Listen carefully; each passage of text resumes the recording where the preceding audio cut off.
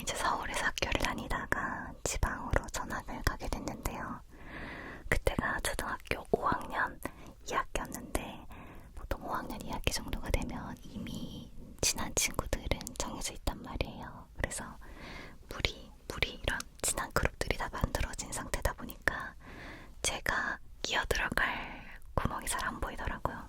그리고 무엇보다 저도 그 당시에 특별히 그렇게 적극적으로 친구를 만들려고 하는 태도를 취하지 않았어요. 또 제 여동생 같은 경우는 굉장히 얼굴이 막 외국인 아이처럼 화려하게 생겨서 아무 말도 하지 않고 적극적인 태도를 취하지 않아도 친구를 바로 사귄 반면에 저 같은 경우는 막 첫눈에 아이들을 사로잡을 만한 그런 매력이 있었던 게 아니었기 때문에 왕따 아닌 왕따처럼 누가 시킨 왕따가 아니라 그냥 혼자 학교를 다니게 되었어요. 그러니까 누가 의도적으로 왕따를 시킨 것도 아니고 그냥 친구가 없는 거고 그때는 그게 괜찮았어요. 왜냐하면 곧 6학년이 될 거니까 6학년이 되면 어차피 새롭게 반이 꾸려지고 다들 새롭게 친구를 사귀고 새 그룹을 만들 거잖아요. 그러니까 저는 조금만 버티면 6학년이 되니까 괜찮아질 거야 라는 생각을 했던 것 같기도 하고 또 지금 와서 생각해보면 이미 그때부터 저의 자발적 아싸 기질이 좀 있었던 게 아닌가 싶기도 하고요. 어쨌든 그렇게 이제 6학년이 되었고 정말 운이 좋게도 제가 가장 친하게 지내게 된 저의 베스트 프렌드가 그 학교에서 가장 인기 많은 여학생이었어요. 그래서 하루하루 자연스럽게 즐거운 학교 생활을 하게 됐죠. 그런데 어느 날은 쉬는 시간에 복도를 지나가는데 저랑 5학년 때 같은 반이었던 어떤 이제 여자아이와 그 여자아이의 친구 2명 이렇게 3명이서 복도를 지나가다가 저를 마주쳤어요. 그런데 제가 스쳐 지나가는 그 순간 쌍욕을 하는 거예요. 그래서 당연히 제가 잘못 들은 줄 알았어요. 설마 저한테 설마 저한테 했을 거라고는 생각을 하지 못했기 때문에 당연히 잘못 들은 줄 알았는데 그 일이 계속해서 반복이 되는 거예요. 그러다 보니까 어느 날은 결국은 저랑 같이 다니던 제 베프가 저한테 물어보기에까지 됐어요. 쟤네들 누구야? 너 쟤네 알아? 쟤네 너한테 욕하는 거야 설마? 이렇게 물어보는 지경까지 가게 됐습니다. 자존심이 엄청나게 상했죠, 친구 앞에서. 근데 저도 원인을 모르니까 제가 그 5학년 때 같은 반이었던 친구랑 5학년 때 친했던 것도 전혀 아니고 그 친구의 그 같이 다니는 2명 같은 경우는 저는 아예 처음 보는 아이들이었단 말이에요. 그 애들이 누군지 몰랐고 아직도 저는 그 나머지 2명은 이름도 몰라요. 그러니까 걔네랑 특별히 말을 해본 것도 아니고 특별한 사건이 있었던 것도 아닌데 저한테 그러니까 저도 영문을 모르겠는 거예요. 오죽하면 처음에는 저한테 한 욕이 아닐 거라고 당연히 생각을 했겠죠. 그래서 도대체 쟤네가 나한테 왜 그러는지 이유를 알 수 없는 가운데 그런 끔찍한 일이 자꾸 반복이 되니까 언젠가부터는 제가 쉬는 시간이 되어도 교실 밖에 못 나가겠더라고요. 나가서 걔네를 만나는 게 너무 무서우니까 심적으로 막 이렇게 위축이 되니까 결국에 쉬는 시간이 되어도 그냥 내 자리에 앉아있는 그런 괴로운 지경까지 되었을 때 그래서 제가 이제 스트레스가 점점점 그렇게 커지니까 결국은 어느 날 이제 더 이상은 안 되겠다. 엄마한테 진지하게 이야기를 해봐야겠다 라고 생각을 했어요. 사실 엄마한테 말을 하는 용기를 내는 것도 너무 힘들었어요. 제가 학교에서 그런 대우를 받고 있다는 걸 말하는 게 너무 창피해가지고 말하기 힘들었지만 용기를 내서 정말 진지하게 엄마한테 말했죠. 엄마, 학교에서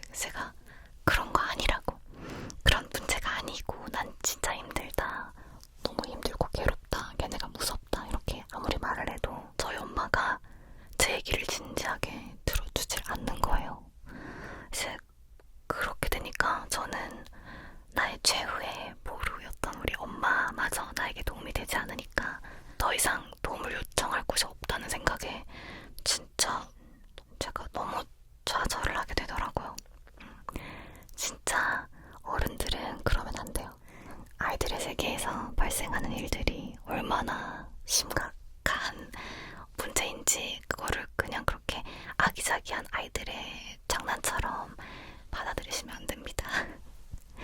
어쨌든 이제 굉장히 좌절한 저가 다음날 또 학교를 갔는데 복도에서 그 친구들을 마주쳤는데 아니나 다를까 또 제가 지나가면서 저와 마주쳐서 스쳐 지나가는 순간 저한테 쌍욕을 딱 뱉고서 가르르르르 웃는 거예요. 자기들끼리 평소처럼. 근데 제가 그날은 그 순간 제 감정을 도저히 주체하지 못하고 그 자리에 딱 멈춰서서 제가 진짜 엉엉 울었어요. 진짜 큰 소리로 그 자리에서 막 이렇게 울면서 우는 목소리로 네, 진짜 선생님한테 다 말해 이렇게 한 거예요. 근데 그렇게 말하고 이제 수업이 시작됐잖아요. 다음번 쉬는 시간에 그 친구 3명이 저희 반을 찾아왔더라고요. 그리고 저한테 그러는 거예요. 자기들이 미안하다고. 잘못했으니까 앞으로 이제 그러지 않을 테니까 선생님한테만 말하지 말아달라고 그러더라고요. 물론 그 친구들이 대체 그러면 그동안 왜 저한테 그랬는지는 이유를 듣지 못했어요. 그리고 아마 그 친구들도 뭐 이유가 없었겠죠. 그래서 그 무서웠던 친구들이 저한테 그렇게 와서 사과를 하니까 그 순간 뭐야 이렇게 끝날 일이었어. 처음부터 선생님한테 이른다고 할걸. 이런 생각이 들기도 했어요. 물론 이제 그 친구들이 한 짓이 아주 못된 짓이고 못된 아이들이라고 볼 수 있지만 그래도 저는 다행이었다는 생각이 들어요. 선생님을 무서워하니까 얼마나 다행이에요. 그 정도로 끝이 났으니까. 그래서 이제 알겠다. 그럼 화해하자. 이렇게 하고 그 일이 끝이 났고 그 뒤로 이제 저희가 복도에서 마주치게 될 때면은 이제 자연스럽게 서로 이렇게 눈을 피하거나 이렇게 피하거나 아니면 마주치면은 가볍게 인사를 하면서 이제 가식적인 웃음을 짓는 그런 사이가 되었죠. 이후에 이제 제가 초등학교를 무사히 졸업하고 고등학생이 되어서 논술학원에서 그 친구를 다시 만나게 되는데요. 그 친구는 뭐 중학교, 고등학교 다 저랑 학교가 달라서 논술학원에서 만나기 전에는 볼 일이 일단 없었고 논술학원에서도 많이 달라서 저는 그 친구가 다니는지도 몰랐어요. 어쨌든 제가 이제 제 친구들과 쉬는 시간에 같이 코코아를 마시면서 복도를 막 제잘제잘 대면서 지나가고 있는데 누가 저쪽에서 안녕 은비야 하면서 되게 반갑게 인사를 하는 거예요. 그래서 누구지? 하고 봤더니 바로 그 친구였던 거죠. 진짜 6년 만에 그 친구를 그렇게 처음으로 논술학원에서 본 건데 솔직히 저는 전혀 반갑지 않았고 뭘 저렇게 친한 척을 하지 싶어서 그냥 안녕 하고 이제 지나갔죠. 그러니까 제 친구들이 뭔데 누군데 친한 애야 친구야 뭐 이러길래 제가 초등학교 같이 나오는데 옛날에 제가 주동에서 막 나한테 욕하고 나 괴롭히고 그랬다 그렇게 얘기하고 친구들이 진짜 뭐야 이러면서 이제 지나갔던 기억이 납니다. 첫 번째 설 같은 경우는 선생님한테 다 말해 이게 해결을 해줬고 또 시간이 많이 지나서 다시 그 친구를 만나고 보니까 그렇게 무서운 친구도 아니었는데 이런 생각이 들었다 하는 얘기였고요. 그 다음에 두 번째 설은 이제 제가 대학생 때인데요. 저희 과가 인원이 워낙 많아요. 그래서 처음에 입학을 하면 이제 학교에서 조를 나눠줘요. 한 10명씩 30몇 개 조로 이렇게 나눠줘요. 이게 인원이 너무 많으니까 조를 나눠서 조원들끼리 좀 먼저 친해지라고 조를 나눠주는 건데 그렇게 나뉘어준 조들끼리 2개씩 또 연합조로 묶이게 되거든요. 그래서 보통 이제 연합조 이 2조가 가장 먼저 친해지고 그 다음에 순차적으로 이제 다른 친구들이랑 친해지게 되는 그런 상황인데요. 저의 이제 연합조에 어떤 한 여자애가 있었어요. 연합조니까 당연히 학교실도 같이 쓰고 되게 자주 만나고 하니까 저는 개인적으로 친근감을 가지고 있었고, 또 그 친구가 저랑 만나면 항상 되게 칭찬을 많이 해주는 스타일이었어요. 뭐 오늘 머리가 너무 예쁘다, 뭐 머리핀이 예쁘다, 옷이 예쁘다, 막 이렇게 칭찬을 해주니까 저는 당연히 그 친구도 저를 이제 친구로서 좋아한다고 생각을 하고 있었죠. 그런데 그 친구는 그 학교 안에 가십에 좀 빠삭했어요. 가십거리에. 그래서 제가 좋아하는 선배가 생겼을 때에도, 그리고 제가 좀 자주 어울리는 친구가 생겼을 때에도 그 친구가 저한테 와서 제가 이제 그 사람들에 대해서 잘 모르는 정보들을 이야기해 주는데, 그 정보들이 좀 되게 뭔가 무서운 정보들이어서 그런 걸 말해주면서 야, 너 조심해, 이렇게 저의 주의를 좀 상기시켜주는 그런 역할을 했죠. 그리고 저는 그 친구가 저를 좋아한다고 생각했으니까 당연히 저를 보호해주기 위해서, 저를 위해서 그런 정보를 알려주는 거다라고 생각을 했고요. 예를 들어서 그 친구가 제게 공유해줬던 정보가 뭐가 있냐면, 제가 좋아하는 선배가 생겼죠. 그러면 이제 그 선배에 대해서 이렇게 말을 해요. 너 조심해야 돼. 그 선배가 겉으로 보기에는 되게 순진하고 곰같이 보여도 엄청 여우야. 진짜 막 여자들 막 그렇게 할 수 있으니까 조심해야 돼. 이렇게 말을 해준다거나, 제가 좀 가깝게 지내는 선배가 생겼을 때 와서 이러는 거죠. 너 그 선배가 1년 유학했는데 왜 유학했는지 알아? 그 선배가 너무 자기 주변 사람들한테 집착하는 성향이 강해서 유학하고 정신과 치료받았대. 너도 조심해야 돼. 너한테 집착하면 어떡하려고 그래. 이런 정보를 저한테 막 주는 거예요. 아시겠죠? 그러니까 저는 당연히 이 친구가 저한테 알려준 대로 그게 저를 보호하는 방법이라고 생각했으니까 알려주는 대로 처신을 하다 보니 결국에는 좋아하는 선배랑도 잘 안 되게 되고, 친하게 지내던 자주 다니던 선배와도 멀어지게 되고, 이제 뭐 그렇게 되었죠. 그러던 어느 날 이제 저희 학회실에 수업 쉬는 시간에 갔는데, 거기에서 그 친구가 학교실에 가운데 이렇게 테이블이 있는데 쿠키를 쫙 깔아놓고 있는 거예요. 수제 쿠키를. 그러니까 이제 본인이 집에서 구운 쿠키를 가지고 와서 학교실에 들어오는 친구들한테 하나씩 나눠주는 거였어요. 누가 들어올지 다 아니까.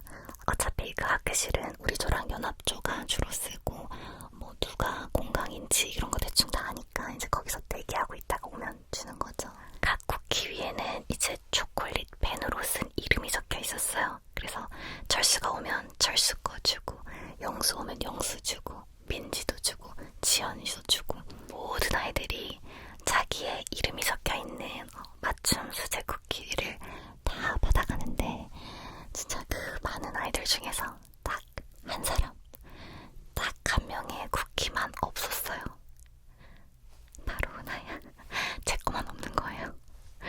근데 제가 이제 눈치가 없기도 했고, 솔직히 이렇게 정성스러운 이벤트로 나 하나를 소외시키기 위한 이런 행동을 한다고라고는 제가 생각을 못 해가지고, 저는 이제 막 그 자리에서 막 찡찡댔어요. 친구한테 막 애교 부리면서 내 것도 빨리 만들어 달라고. 그래서 그 친구가 이제 알았어 하면서 그 자리에서 제 이름이 안 적혀 있는 그냥 민자 쿠키에다가 이제 초콜릿 펜으로 제 이름을 적어서, 결국에는 이제 저도 제 이름이 적힌 쿠키를 받았어요. 저는 또 그거를 맛있다고 먹었죠. 좋아하면서. 그러면서 막 야, 우리 저랑 연합조랑 빨리 MT 가자. 우리 더 친해져야지. 막 이런 얘기도 하고.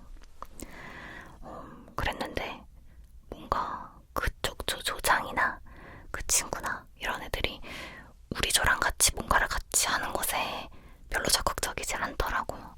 어느 날은 SNS를 통해서 이미 연합조가 자기네조 혼자 단독으로 MT를 다녀온 걸 알게 됐어요. 막 재미있게 논 사진들을 보게 된 거죠. 그래서 전 또 아무 생각도 없이 그 다음번에 학교실에서 마주쳤을 때 이제 그 조장을 만나게 됐는데, 조장한테 야, 왜 너네 조끼리 갔어? 같이 가자고 얘기하지. 앞으로는 같이 하자. 막 이런 식으로 그냥 이야기를 했는데, 그 조장이 제가 너무 눈치가 없어 보였는지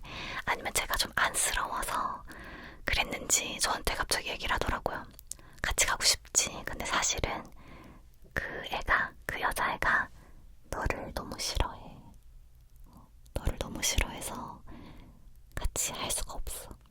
근데 그때 제가 너무 충격을 받은 거예요. 그 뒤늦게서야 알고 보니까 그 친구가 지금까지 저에게 막 그런 전해줬던 정보 이런 모든 것들이 다 오로지 저를 괴롭히기 위한 것이었고 제가 막 조종을 당한 셈이 돼버린 거죠. 그래서 너무너무 충격을 받고 이제 화장실을 갔는데 마침 또 그 화장실에서 걔가 이렇게 거울을 보고 있었어요. 근데 제가 이렇게 들어와서 거울로 저를 발견하니까 바로 이제 저한테 막 웃으면서 안녕 막 또 칭찬을 하는 거예요. 평소처럼. 그래서 그때 저는 막 얘 정체가 대체 뭐지? 얘 뭐야? 이런 생각을 했었죠. 그런데 불행 중 다행이라고 해야 되나? 통쾌라고 해야 되나? 이 친구가 원래 같이 다니던 베스트 프렌드가 있었어요. 둘이서 맨날 붙어 다니면서 다른 사람들 뒷담을 그렇게 하고 다녔단 말이에요. 다른 사람들 정보 모으고 뒷담하고 둘이 너무너무 친해서 뭐라고까지 얘기할 정도냐면 자기네들이 우리는 쌍둥이에요. 우리는 친구가 아니고 쌍둥이에요 라고 얘기하고 다닐 만큼 엄청 친했거든요. 근데 이제 그 친구의 베프에게 남자친구가 생긴 겁니다. 남자친구가 생기더니 이제 그 베프가 남친이랑만 많은 시간을 보내게 되면서 쌍둥이라고 했더니 친구 사이가 굉장히 멀어지고 결국에 나중에는 이제 이 친구는 거의 좀 혼자 학교를 다니게 되는 그런 상황이 또 펼쳐지게 되더라고요. 뭐 역시 사랑 앞에서 우정은 깨지는 것인지 아니면 그냥 그런 친구들의 우정이 너무 얄팍했던 것인지는 모르겠지만 어쨌든 뭐 그 뒤로는 그 친구를 학교에서 본 기억은 딱히 없는 것 같습니다. 마지막 세 번째 에피소드는 제가 음악을 하면서 만난 친구들에 관한 이야기인데요. 제가 친구들이라고 두루뭉실하게 단체로 표현하는 이유는 특별한 사건이 있었던 건 아니기 때문이에요. 누구랑 싸우거나 트러블이 있었던 것이 아니라 그냥 이제 그 분위기에서 제가 느꼈던 그런 인간관계의 어려움 그런 게 당시에 굉장히 컸어가지고 이야기로 가져온 건데요. 사실 이제 저는 전공이 법이다 보니까 제 친구들이랑 소위 말하는 이제 팩트 토크를 좀 많이 하는 편이었어요. 그래서 뭐 저희들끼리 농담을 하거나 할 때도 그냥 좀 팩트 막 이런 식으로 많이 했었는데 음악을 하는 친구들 같은 경우는 감수성이 대체로 굉장히 풍부하고 굉장히 예민한 정말 섬세한 영혼들인 거예요. 그래서 제가 이전에 제가 속해 있던 무리에서 했던 것처럼 이 음악하는 친구들 사이에서 뭐 행동을 하고 말을 하고 농담을 하고 이렇게 하면 이 친구들은 재미있다, 유쾌하다 이렇게 받아주는 게 아니라 얘 뭐지? 뭔가 묘하게 불편하네. 얘랑은 좀 거리를 둬야겠다 라든지 약간 그런 반응을 보이게 되는 것이죠. 그러니까 이게 뭐가 문제냐면 저는 제가 정말 평범한 사람이라고 생각을 하고 있었는데 살아오면서 가장 감수성이 정말 풍부한 단체에 속하다 보니까 갑자기 제가 모난 돌 같은 존재가 되는 거예요. 그냥 평범한 행동을 해도 막 관심 받고 싶어서 막 튀는 행동을 하는 것 같다라고 상대가 여긴다거나 저는 누군가가 저를 뭐 특이한 애라거나 튀고 싶어하는 애 이렇게 보는 걸 절대 원하지 않는데 전 정말 무난하게 평범하게 녹아들고 싶은 사람인데 이 단체에서는 제가 뭐 의식적으로 특별히 하지 않았는데도 자꾸 그런 존재가 되니까 너무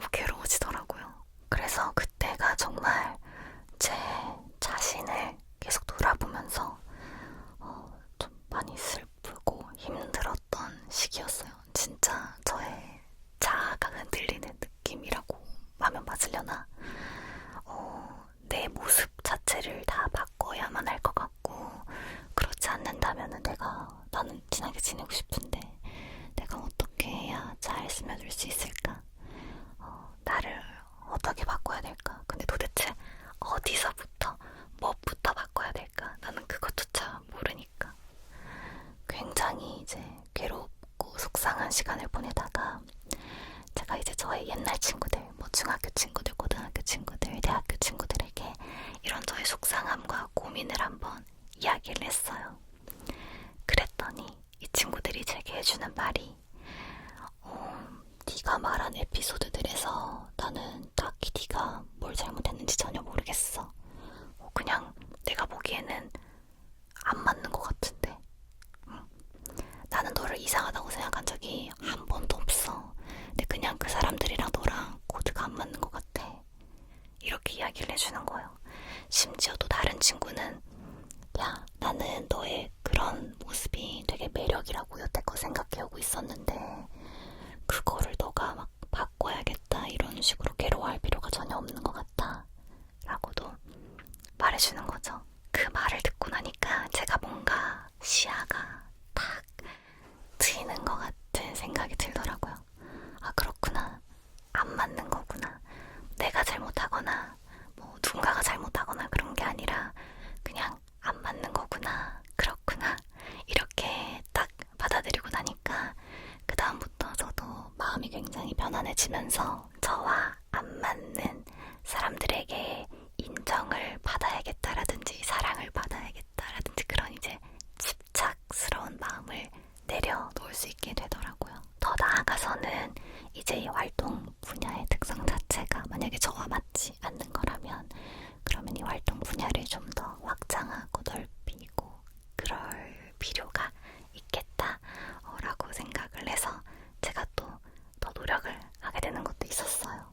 그 노력의 결과 제가 이런 일 저런 일 다 해보면서 지금은 이제 1인 미디어 유튜버로 지내면서 일하고 생활하고 있잖아요. 저는 근데 지금 너무 만족스럽거든요. 굉장히 이 환경이 너무나 감사하고 만족스럽게 그렇게 잘 지내고 있습니다. 이 세 번째 썰에서 제가 이제 꼭 같이 말하고 싶었던 제 생각은 저는 사람과 사람 사이의 문제, 인간관계 문제는 결국에는 뭐 궁극적인 해결책 이런 거는 없는 것 같아요.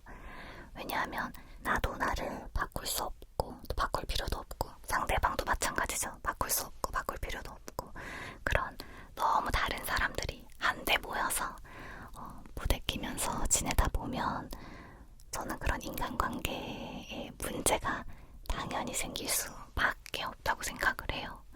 그런데 이제 그러면 그 환경이 너무 힘들면 우리가 과감하게 버리고 떠나는 게 최선인데 사실 이제 현실적으로 모두가 다 그렇게 환경을 다 쿨하게 버리고 박차고 나갈 수 없는 여러 가지 현실적인 이유들이 있는 거잖아요. 그러면 이제 그 환경 속에서 제가 생각할 때 좀 좋은 태도는 알고 있는 것 같아요. 누군가와 내가 인간관계적인 트러블이 발생을 하게 됐을 때 내가 잘못된 것은 아니야 라는 거를 확실하게 알고 있는 것만으로도 저는 굉장히 스트레스 관리에 도움이 된다고 생각을 합니다. 그 왜 일본 드라마 제목에도 그런 거 있지 않아요? 뭐 도망치는 건 부끄럽지만 도움이 된다인가? 전 진짜 그렇게 생각하거든요. 인간관계 문제는 도망치는 게 상책인데 그렇게 할 수 없을 때가 많으니까 이제 그 안에서 초장부터 해결은 포기하고 이제 알고 있는 거죠. 이런 문제가 발생하네. 괴롭네. 근데 중요한 건 내가 잘못해서 그런 건 아니다. 이거를 알고 있는 거죠. 그러면 이제 상대방이 막 이 문제는 우리 사이의 인간관계 문제는 너 때문이야 라고 만약에 가스라이팅이 들어온다 하더라도 우리는 흥 하고 곱방귀를 칠 수 있는 거죠. 아니야. 나 때문이 아니고 그리고 사실 너 때문도 아닐지도 몰라. 그냥 우리 둘이 안 맞는 거야. 이렇게 생각을 하면 좋을 것 같습니다. 그리고 이제 이렇게 생각을 하면 결국에는 화가 나겠죠. 막 씩씩 화가 나겠는데 그때 내가 정말 좋아하고 사랑하는 친구들이랑 이제 시간을 내서 만나서 맛있는 음식을 먹고 맛있는 디저트